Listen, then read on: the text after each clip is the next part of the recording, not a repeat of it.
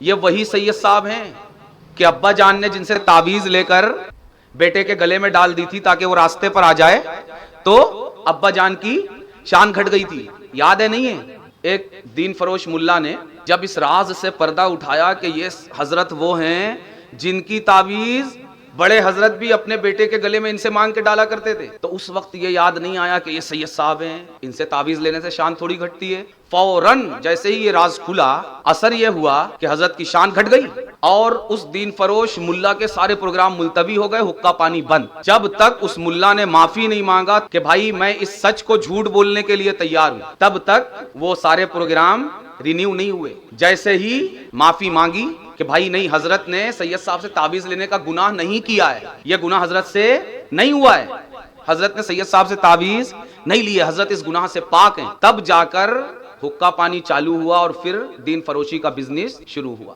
یہ وہی سید صاحب ہیں. لیکن اس وقت کسی کو یاد نہیں آیا کہ بھائی سید صاحب ہیں، ان سے تعویذ لینا گناہ تھوڑی ہے.